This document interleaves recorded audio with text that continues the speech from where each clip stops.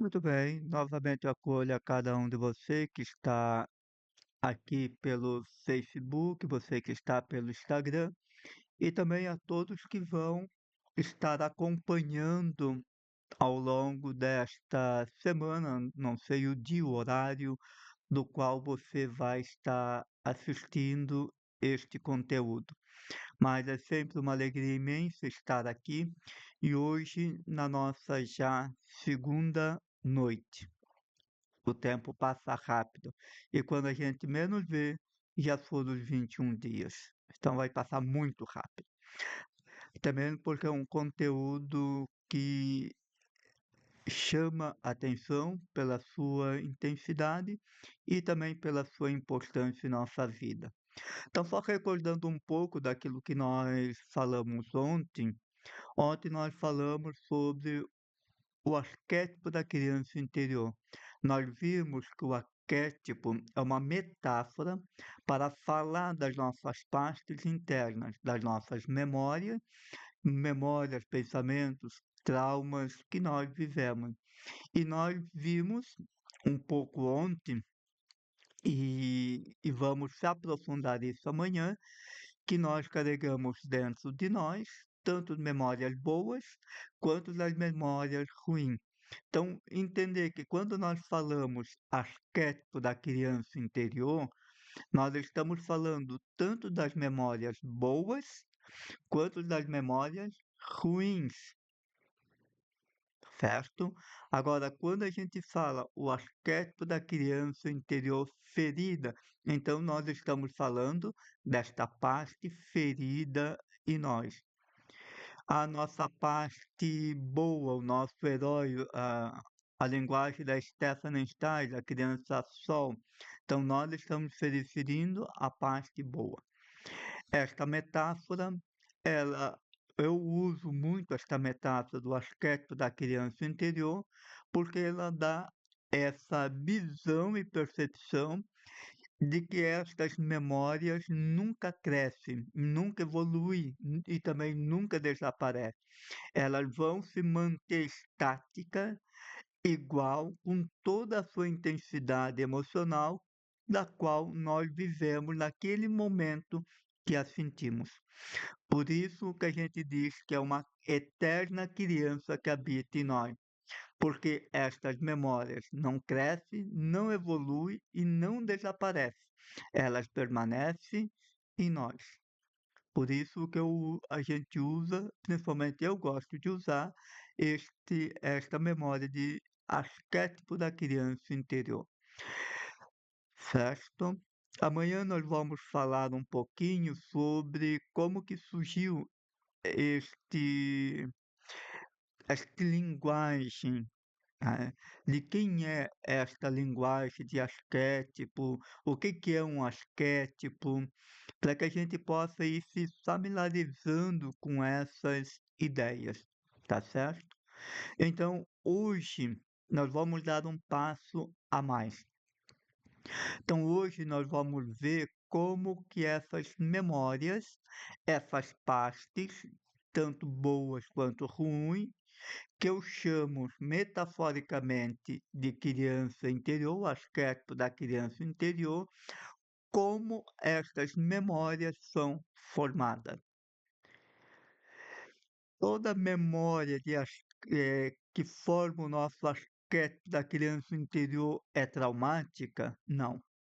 Aí a gente entra numa outra memória, memórias traumáticas, feridas emocionais, mas nem todas são traumáticas, certo? Nem todas memórias que nós carregamos em nós, na nossa eterna criança, é traumática. Nós carregamos também memórias boas. Porque o que nós queremos ver hoje e aprofundar é entender que essas memórias, esses pensamentos, esses sentimentos, todos esses registros não moram dentro de nós de graça. E também eles não vieram do acaso, do além, e de repente, do nada, eu comecei a pensar, eu comecei a ter essa imagem, eu comecei a ter essa emoção, eu comecei a ter esse sentimento, eu comecei a me sentir assim, me sentir. Não, nada no nosso sistema acontece por acaso. Então, se está em nós, é porque, de alguma maneira, de alguma forma, ele entrou em nós, tá certo? Então, é importante que a gente entenda de que, de alguma maneira, isso entrou em nós.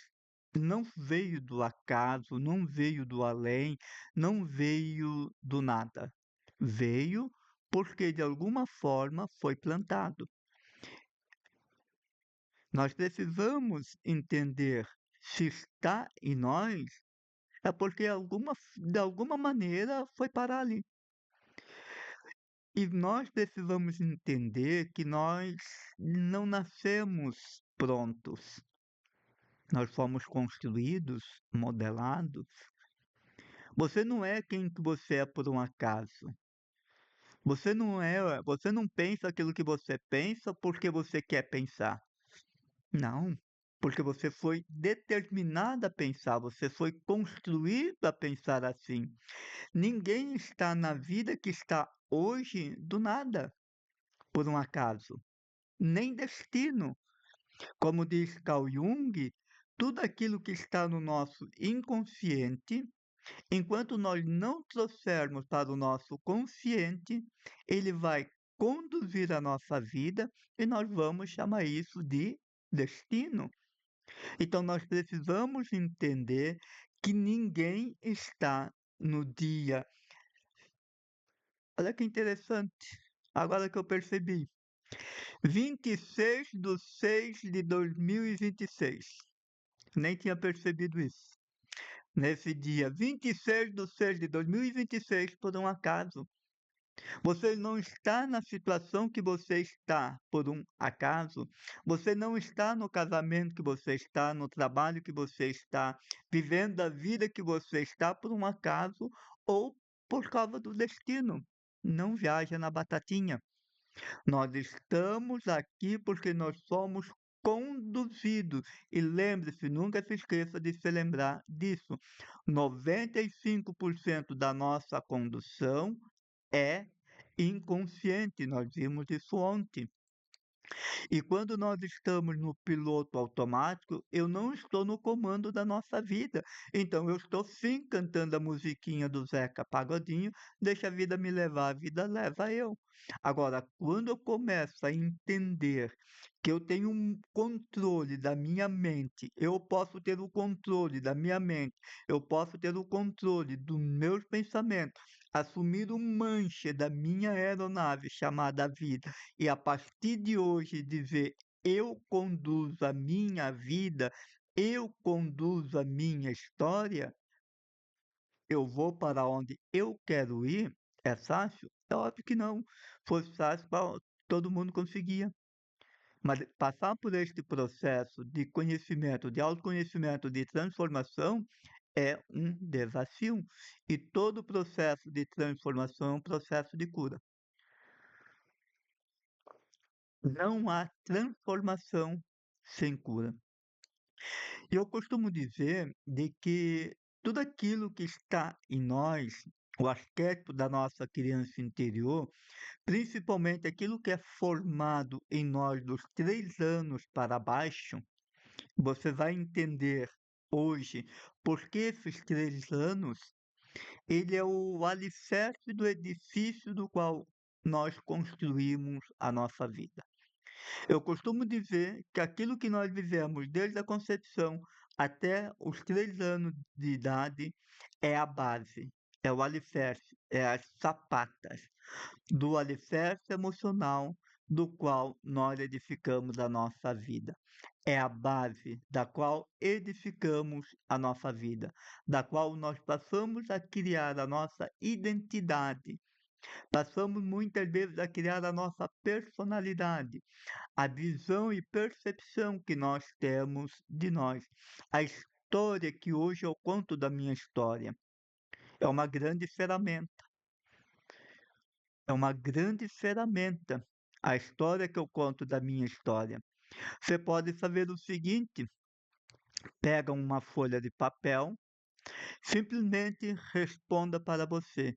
Que história que eu estou contando da minha história hoje? E descreva, faça uma autobiografia de você, mas seja verdadeiro e honesto contigo. Olha, uma grande ferramenta. Que história que eu estou contando da minha história? Escreva, mas seja honesto. Seja honesto daquilo que você está falando para você. Não minta, não sabote. Ah, deixa guardado, daqui uma semana leia. Agora vamos imaginar, dentro desta construção emocional, um prédio ou de uma casa. Uma casa, um prédio, para estar bem edificado, bem seguro, depende sim do seu alicerce. Assim eu quero dizer que nós também, se nós queremos estar bem emocionalmente, fisicamente, espiritualmente, nós precisamos estar bem no nosso alicerce, chamada emoções. A emoção é a senhora que comanda a nossa vida. A emoção, ela é dos três grandes valores, físico e espiritual, a emoção, ela é a base, ela é o fundamento. Porque não me venha com história da carochinha. Você não vai ter uma vida espiritual sadia, pé no chão, enraizada na verdade, se você não estiver bem emocionalmente. Quantas pessoas hoje estão destruídas e mesmo assim vivendo uma espiritualidade? Quantas pessoas vivem rezando e são pessoas infelizes, frustradas, mal amadas, e que vivem dentro da igreja e vivem fazendo maldade por aí? Então, como um prédio apresenta rachadura, normalmente o problema não começou nas paredes, começou na estrutura. O problema começou na fundação. Da mesma forma acontece conosco.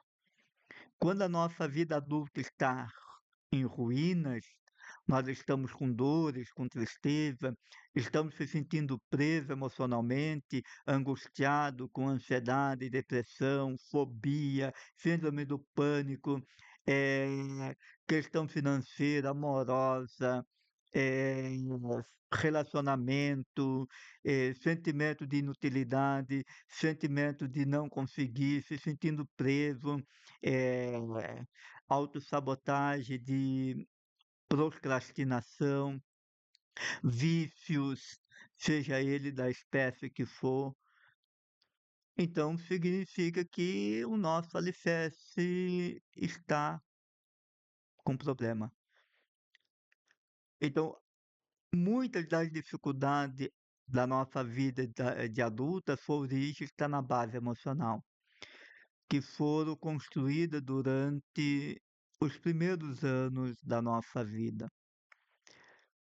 Então eu costumo dizer isso, que o edifício da nossa vida, tudo começa a ser construído na nossa infância.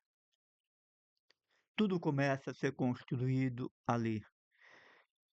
Nós não nascemos prontos, nós fomos sendo modelados. Criança não nasce pronta. Nós nos tornamos, nós aprendemos, nós absolvemos, nós fomos educados, evangelizados, doutrinados. Nenhuma criança nasceu e nasce acreditando que é incapaz por um acaso. Se ela se sente frustrada, já com a ferida da rejeição, do abandono, ela já não se sente amada, sente a necessidade de cuidar, em vez de ser cuidada, é porque ela aprendeu. Então, é importante que a gente entenda isso. Então, nenhuma criança, ela nasce pronta. Ela aprende isso na construção da nossa vida. Em 1690, havia um pensador, um filósofo chamado John Locke. E ele tinha uma teoria chamada de tábua rasa. Segundo esta teoria da tábua rasa ou folha de papel em branco, segundo ele e os pensadores que o acompanharam, ele dizia que toda criança nasce como uma folha em branco, sem nenhum conteúdo. Segundo ele, dentro da sua visão antropológica, toda criança nasce uma folha em branco, sem nenhum conteúdo. Depois que nasceu, é que se começa a colocar conteúdo ali. E essa teoria foi por longos anos, muitos anos, essa teoria ficou aí prevalecendo de que acreditava-se que nós, seres humanos, o útero materno ele só servia para a formação biológica e que, inclusive, muitas teorias acreditavam que somente depois que nascemos é que a alma entrava em nós. Houve um, um filósofo chamado René Descartes, que eu fiz a minha monografia da filosofia sobre ele, infelizmente eu perdi, sobre a sua concepção do ser humano, aonde que ele já começou a dizer não, há um momento desde a concepção, ele usa a glândula pineal, onde que a alma e o humano se conectam. E dali para cá, de René Descartes, então a filosofia começou e a antropologia começou a mudar, dizendo não é bem assim. Então, segundo desde René Descartes, mesmo ele não sendo um filósofo totalmente cristão, mas ele defendia que desde a concepção, pela glândula pineal, é uma glândula que a gente tem aqui, por essa região aqui, que ali unia-se alma e humano. E com o avanço da psicologia, principalmente depois de Freud e principalmente Carl Jung, o Carl Jung, que é já de 1875 a 1961, ele vai dizer que não, toda criança, quando nasce, já nasce com algumas informações e que ele vai chamar de inconsciente coletivo. E ele faz uma distinção de, do que é o inconsciente pessoal do inconsciente coletivo.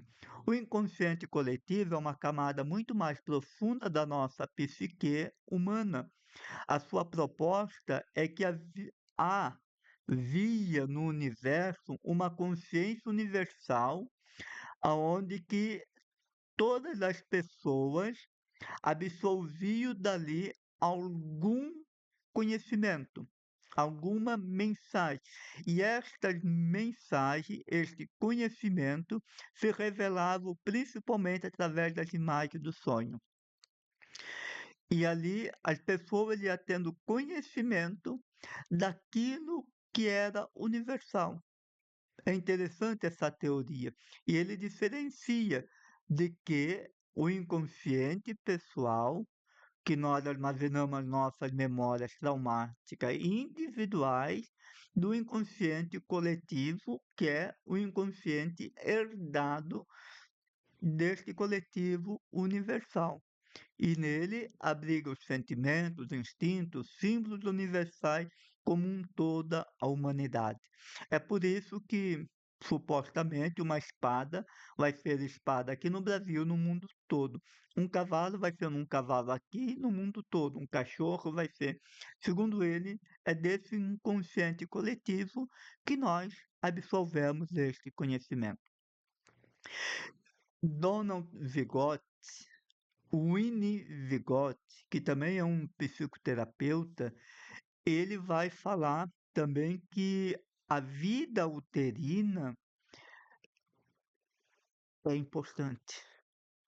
Ele vai dizer que a vida e o desenvolvimento humano não começa somente no nascimento, mas na vida uterina. Ele vai dizer, combatendo a teoria de Locke, ele vai dizer que o feto não é uma página em branco, mas é um corpo sensível do qual capta, absorve experiências, ritmo, som, movimento, a própria continuidade do ser. E ele vai ter a teoria profundamente sobre a importância do cuidado, do ambiente.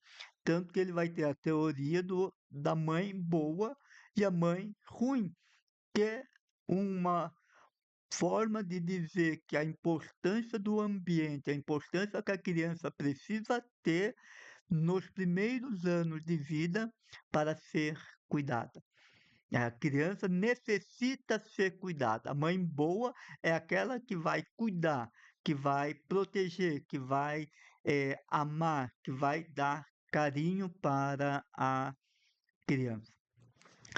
Trazendo este conhecimento para dentro já da vida uterina, eu aconselho vocês, quem quer aprofundar, Thomas Verne.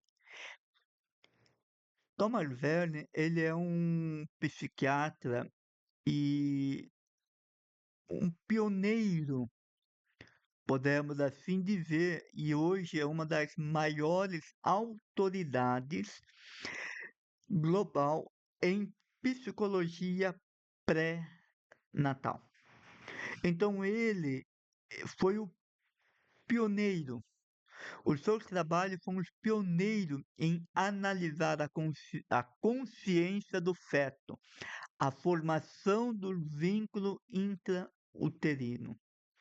Então, Thomas Verne, ele tem um livro que eu aconselho que vocês leiam, quem quiser ler, A Vida Secreta da Criança Antes de Nascer. É um livro para quem quer entender um pouco a teoria pré-natal, a teoria, aquilo que acontece no mundo do útero, é um grande estudioso. Dentro da minha tese, eu uso também outros pensadores, como Davi Baker, An- Annie Nussbaum,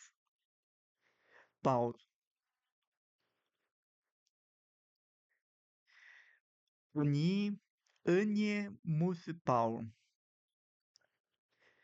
É uma escritora científica também. Davi Baker ele também trabalha a questão do desenvolvimento, da saúde e das doenças em pesquisa embrionária, principalmente no ambiente uterino.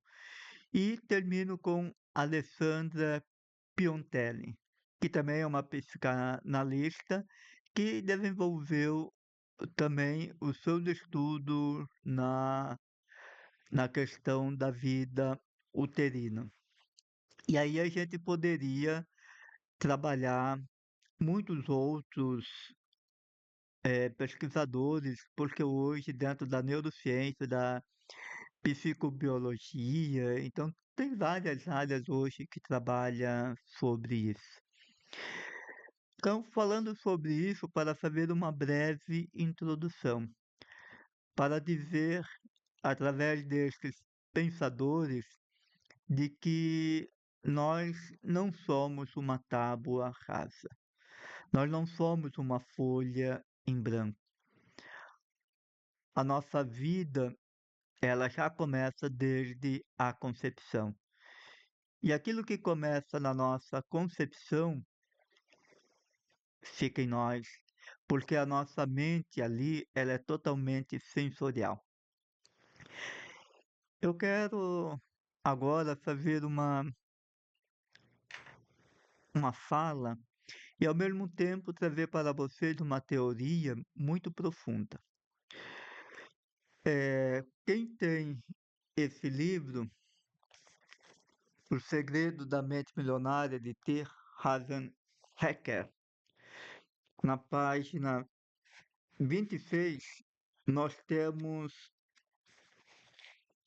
não sei se vocês vão conseguir ver, essa sigla. PPSAR. PPSAR. Essa teoria é dele. E eu complementei. Vamos lá. O que significa PPSAR? Programação, pensamento, sentimento, ação e resultado. Mas eu sempre gosto de falar de trás para frente. Vamos lá. Todos os nossos resultados que nós estamos tendo na nossa vida hoje, todos os nossos resultados não vêm por um acaso. Nenhum resultado na nossa vida vem por um acaso. Todos os nossos resultados é a consequência das nossas ações. Os resultados é a prova real das nossas ações. Ah, mas eu não fiz nada. Não fazer nada é a pior ação que nós podemos fazer. Então significa que você está 100% no automático. Você está 100%. Ah, eu não consigo fazer nada. Você consegue. Não acreditar que não consegue fazer nada é no automático. Por isso que é importante essa sigla. Resultados, eles vêm das nossas ações. E todos nós estamos agindo 24 horas por dia, queira você, goste ou não. E lembre-se, nunca se esqueça de se lembrar disso. 90% das nossas ações são no automático. Apenas 90%. 5% eu tenho consciência, o restante eu não tenho. Eu vou trazer aqui uma frase que é colocada de Einstein, mas tem alguns que duvidam que é dele. Mas ele vai dizer o seguinte: a maior loucura do ser humano é querer ter resultado diferente, agindo sempre da mesma maneira. Então, se eu quero ter resultado diferente, eu preciso parar de agir da mesma maneira. E quando eu digo agir, eu preciso entender aquilo que vem depois. Eu preciso entender o que eu estou sentindo, pensando e programado. Vamos lá. O que eu estou agindo hoje? Você tem consciência do que tudo que você fez hoje? Eu tenho uma ferramenta chamada Inventário Pessoal. Se você querer ela, eu até oriento como aplicá-la. Eu dou de presente para quem está na live. Mas é uma semana de você com você. É 7 dias de você com você. Você vai passar 24 horas de você se observando você. Desde a hora que você acorda, quais que eram os teus primeiros pensamentos, teus primeiros sentimentos, as tuas primeiras imagens mentais, o que você fez, a primeira coisa que você fez, aquilo que você fez hoje, você fez ontem também, anteontem, anteontem, e você não percebe. Então, ação. Sentimento, lembre-se, nós temos 2 estados internos: sentimento, dor e sofrimento ou graça, medo ou amor. Não há outro. Então, se os meus resultados estão negativos, então eu não estou na graça, né? Então eu estou na dor. Isso é óbvio. Porque os sentimentos me levam para a ação. O sentimento, eu sempre gosto de dizer que o sentimento é aquela energia que nos move para a ação. Sentimento é a energia que nos move para a ação. Então, toda ação é movida por uma emoção. Toda ação é movida por uma emoção. O que me moveu a fazer essa live? Eu fui motivado a fazer essa live. O que te movimentou a estar aqui nesta live? Alguma coisa te chamou a atenção para você estar aqui. E os nossos sentimentos vêm dos nossos pensamentos. E pensamentos, lembre-se, nós temos em média de 60 a 70 mil pensamentos diários. Lembre-se disso. Nós temos em média 60 a 70 mil pensamentos diários. E desses pensamentos, quantos que eu tenho consciência deles? 5%. E os 95% está me gerando a minha emoção, o meu sentimento, que está me levando para a ação, está dando os meus sentimentos, os meus resultados. Volto a dizer, os meus pensamentos estão gerando os meus sentimentos, as minhas emoções, que está me levando para a ação e da ação está me levando para os resultados. E aqui, boa parte disso é inconsciente. Por quê? Bingo, era aqui que eu queria chegar. Porque nós temos uma programação interna. Meu irmão e minha irmã, você é uma programação neural. Você é uma programação, você foi programado. E esta programação faz com que você pense, sinta e haja e tenha os teus resultados enquanto você não tiver coragem de lá mudar a tua programação, você vai continuar tendo os mesmos resultados, as mesmas ações. Como diz esta frase dirigida a Einstein, a maior loucura do ser humano é querer ter resultado diferente agindo sempre da mesma maneira. Só que você não vai agir diferente se não mudar a sua programação, para mudar o seu pensamento, para mudar os seus sentimentos, para mudar as tuas ações, para assim mudar os teus resultados. Como eu costumo dizer, não viaja na batatinha. Se fosse tão fácil mudar, todo mundo conseguiria mudar, mas muitos tentam, mas nem todos conseguem. Porque curar não é o mesmo que transformar. Eu posso curar as minhas dores, mas eu não altero a minha programação.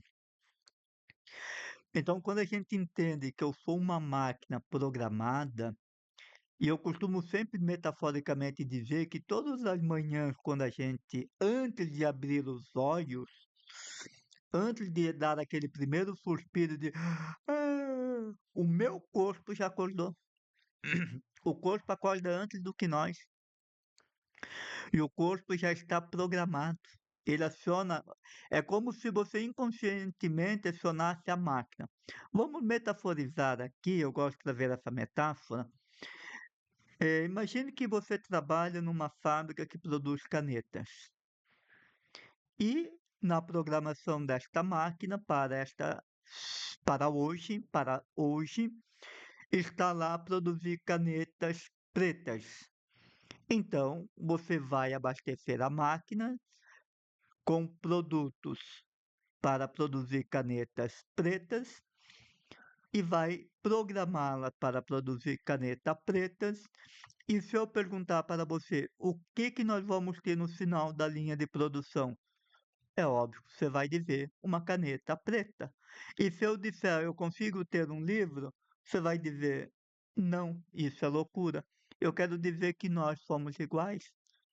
A maior loucura do ser humano é querer ter resultado diferente, mas programados negativamente.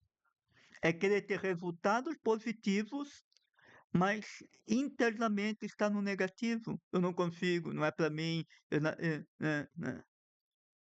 Então, nós somos uma máquina programada. E esta programação, você vai ouvir muito eu falar é o nosso código-fonte. Código-fonte, onde que estão todas as nossas informações internas, aquelas que são positivas e aquelas que são negativas. Lembre-se, até os 3 anos de idade, desde a concepção, nós somos totalmente sensoriais. Eu falava isso ontem. Significa que nós absorvemos tudo sentindo. E tudo aquilo que sentimos para nós é verdade. é a nossa central de informação. E também eu costumo dizer que é a nossa caixinha de Pandora, aonde que ou podemos chamá-lo também de arquivo morto. Algumas metáforas que eu uso, que nós, quando a gente falar sobre o subconsciente, nós vamos aprofundar isso daqui. Essa programação, ela é formada, mas você pode estar se questionando, eu espero que você se questione, tá, mas assim, padre, espero que você esteja se questionando, mas eu não tenho consciência. É justamente isso que eu estou falando. Eu não tenho consciência, porque até os 3 anos de idade nós somos puras sensações. Nós somos totalmente sensoriais. Nós somos seres sensitivos. Nós somos seres puro emoção. E tudo aquilo que nós sentimos até os 3 anos de idade, para nós é verdade indiscutível, não é verdade raciocinada, não é verdade questionada, não é verdade criticada, refletida, é verdade sentida. E tudo aquilo que nós sentimos para o nosso sistema é verdade. Por isso que as nossas emoções é muito mais poderosas do que a razão. A emoção é muito mais poderosa do que a razão. É só você ver uma pessoa em síndrome do pânico, uma pessoa que tem fobia, uma pessoa com ansiedade, uma pessoa com depressão, ela não tem controle sobre as suas emoções. Quando o alto fluxo vem, ele rouba o eu racional da jogada e nós ficamos pura emoção. A emoção, para nós, é a verdade absoluta. E é sobre isso que eu quero falar aqui, para que a gente entenda três pilares, três pilares, três pilares que nós vamos formando estas memórias, a base de tudo aquilo que nós somos. Primeiro, a vida uterina. Eu gostaria de falar uma coisa aqui e vou falar.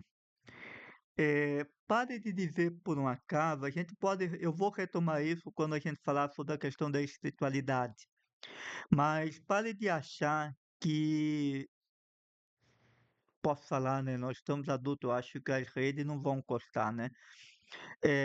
Que o óvulo, ele não escolheu qual espermatozoide ele iria ser fecundado, porque quem escolhe é o óvulo. Ou seja, a energia do óvulo e a energia do espermatozoide são a mesma. Então não foi por um acaso. Aqui já entra uma questão energética, química energética. Então, quando houve a junção ali, que houve a explosão da nossa vida, houve o nosso Big Bang nascente, naquele momento nós começamos o nosso processo de formação. Então, naquele momento sagrado, começa a nossa história física, biológica e emocional. O nosso subconsciente, o nosso corpo, cresce na mesma intensidade energética, nas mesmas emoções. Tudo que nós sentimos no corpo é absorvido e gravado também no nosso subconsciente. E na vida uterina eu destaco 3 momentos. Primeiro momento, todos os momentos nós recebemos pelo filtro do corpo da mãe. Nós não somos uma célula da mãe, nós já somos uma célula separada da mãe, tá certo? Então é errado dizer que o feto e a mãe são a mesma coisa. Não são, não são. Então, desde o momento que houve a fecundação, é uma célula viva dentro da mãe, não é o corpo da mãe, não é. Quem fala isso não entende muito de biologia e muito menos de vida uterina, não é? O feto já é uma vida à parte da mãe, mas ele absorve as emoções da mãe. E neste primeiro impacto, tudo que a mãe sente, nós sentimos. Tudo que a mãe sente, nós sentimos exatamente. Então, a nossa primeira carga emocional sentida é da mãe, é da mãe. E quando o nosso coração é formado, então a gente começa a sentir as primeiras emoções já não direta do corpo da mãe, mesmo pelos filtros da mãe, mas a gente começa a sentir sentindo. E quando a gente chega mais no final da gestação, então a gente começa já a ouvir o mundo externo. A gente começa a ouvir o mundo externo, o ambiente fora do útero.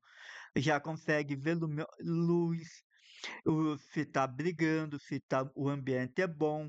Você começa já a distinguir o som da voz da mãe, do pai, do vô, da avó.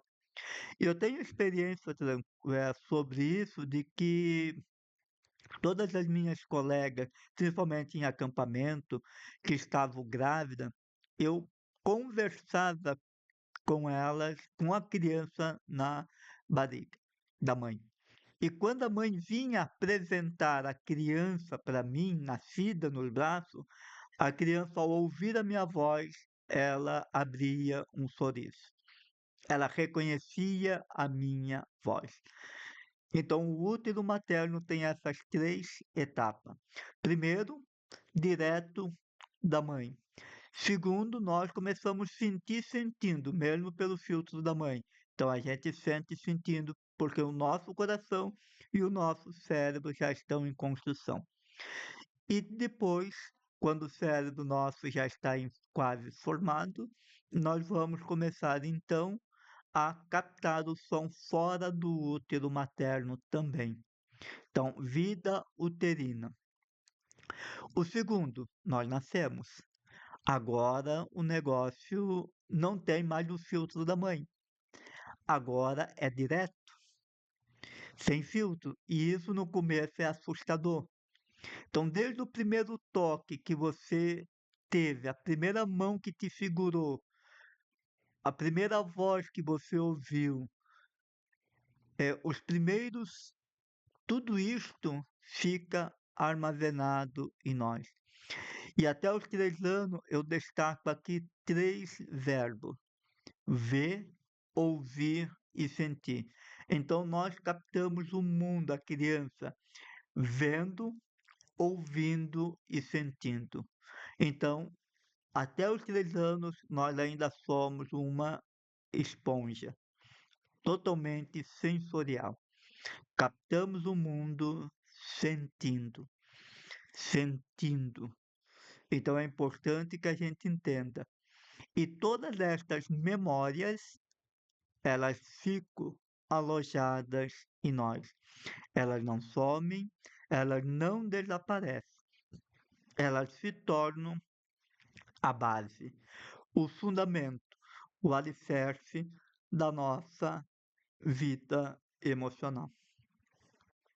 Terceiro, terceiro é muito pouco conhecido, falado, mas hoje, através da constelação familiar, da epigenética e da neurogenética e, e da própria neurociência, hoje se fala mais sobre isso, que é a influência dos nossos antepassados.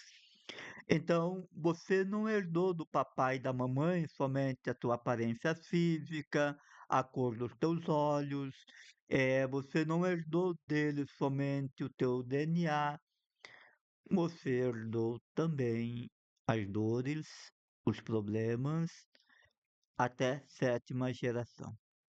E o que eu estou falando aqui é bíblico, não estou falando de nada.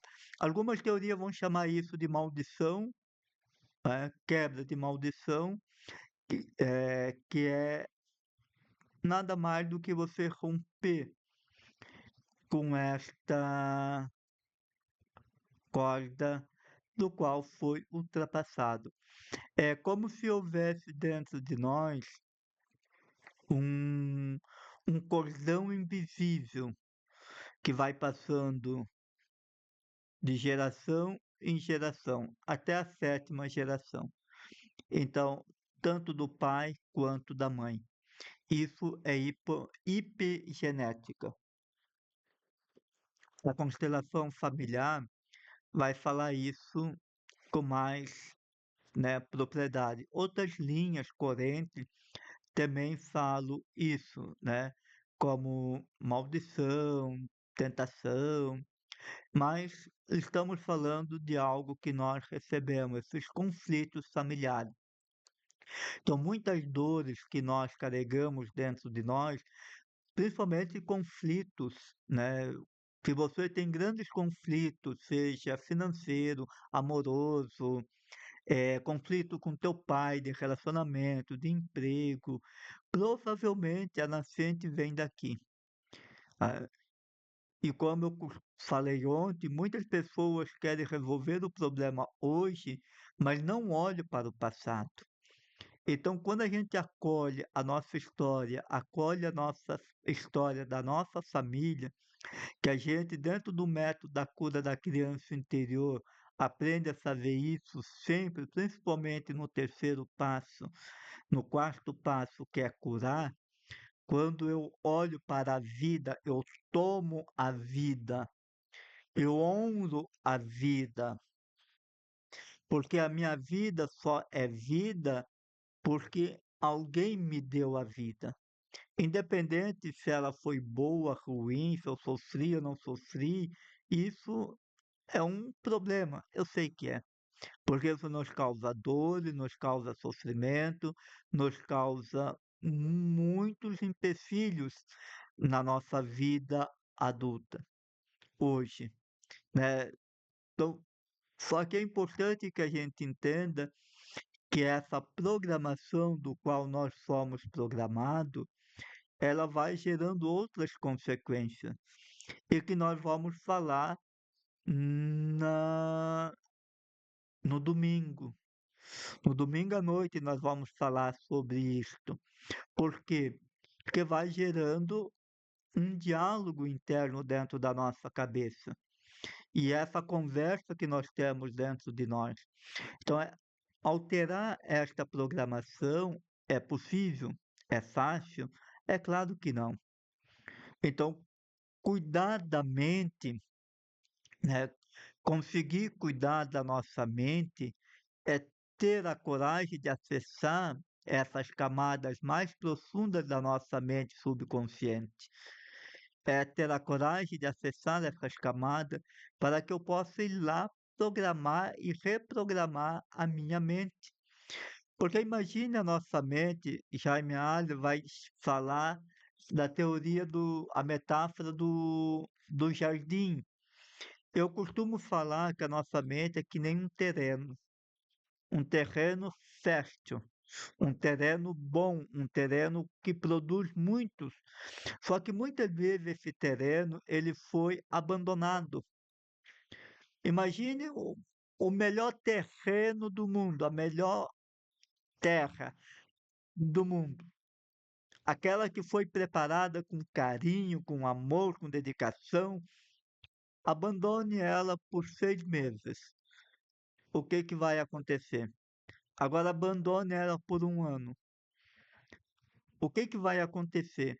Por isso que eu uso essa metáfora para falar da nossa mente como um terreno baldio.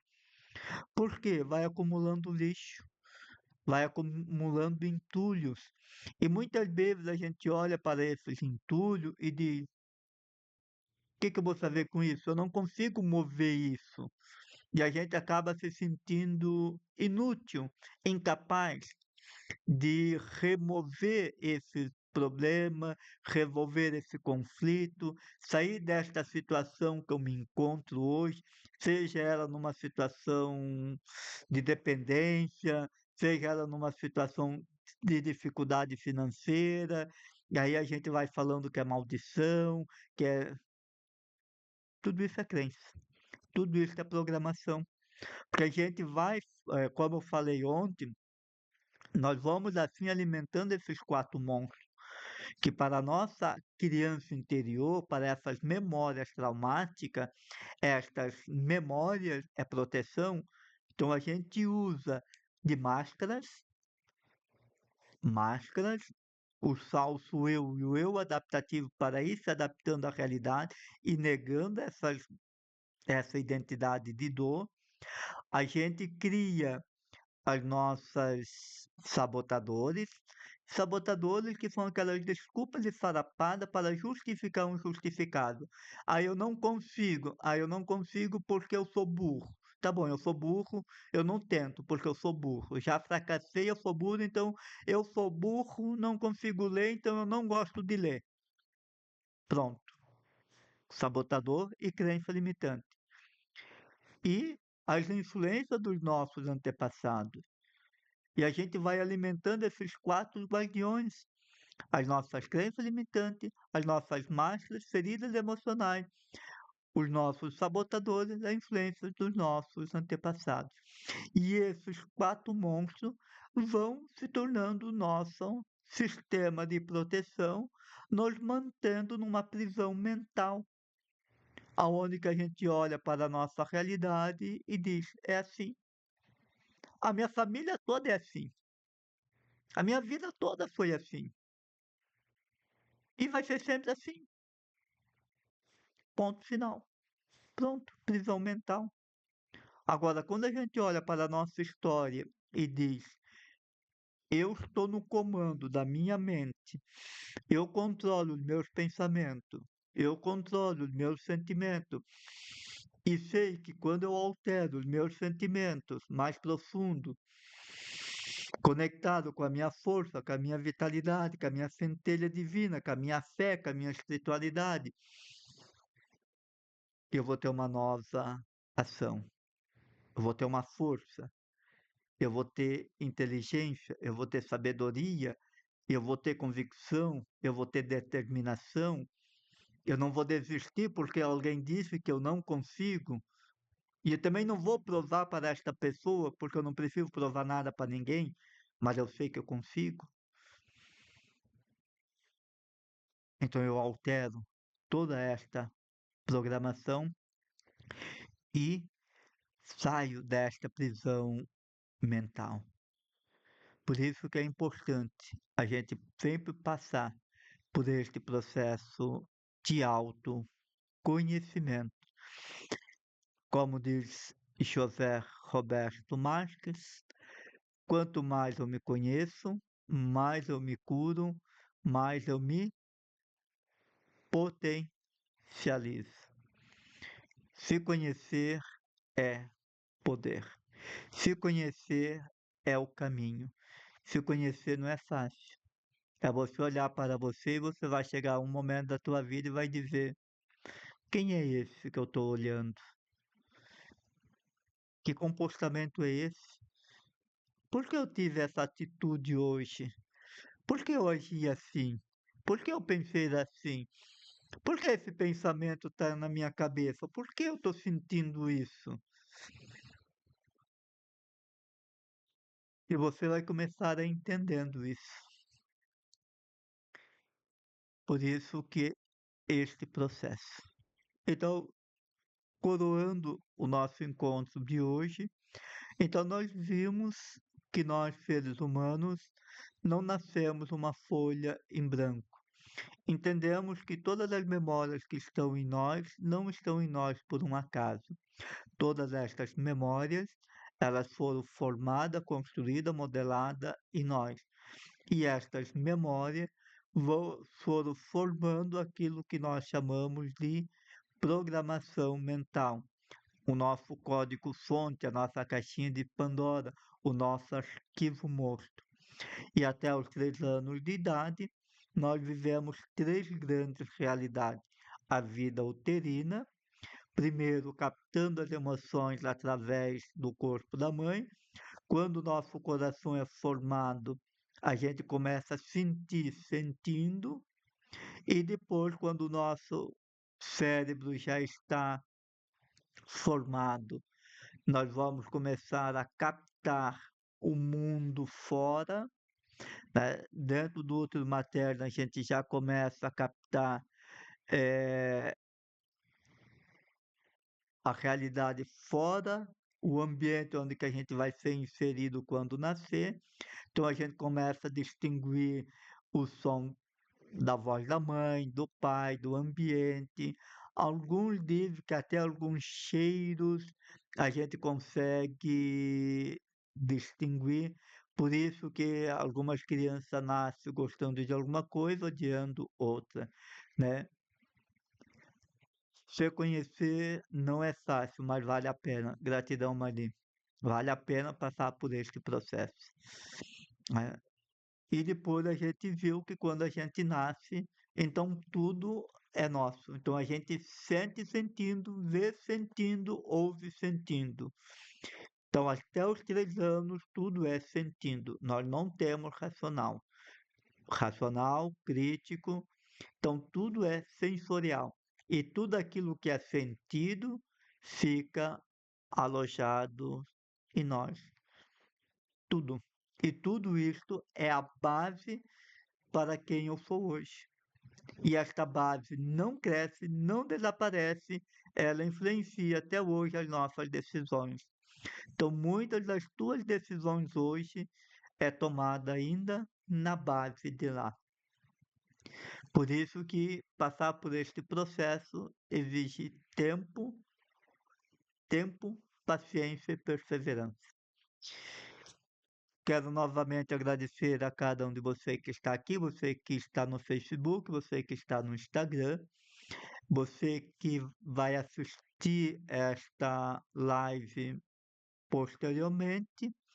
O, agradeço desde já, peço a você que curta, comente, compartilhe.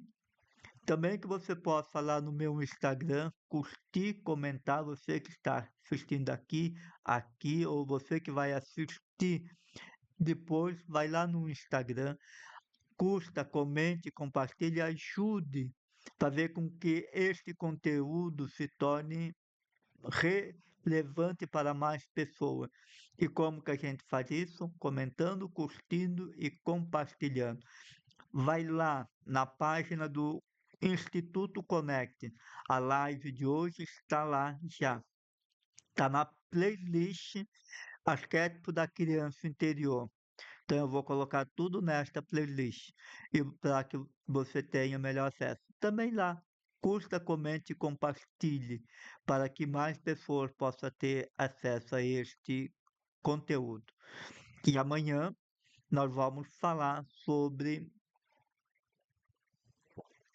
a origem dessa metáfora, né? A origem dessa metáfora, trazendo os primeiros que falaram e que lidaram com esta criança interior e terminando com as duas partes dentro de nós, as boas e as ruins, né? Dentro da teoria da Stephanie Stein, que ela fala criança sol e a criança sombra. Beleza? Demais, gratidão a cada um de vocês. Desejo uma boa noite, uma boa reflexão e a gente se encontra amanhã novamente às 19 horas para mais uma super live. Gratidão, um abraço, até amanhã.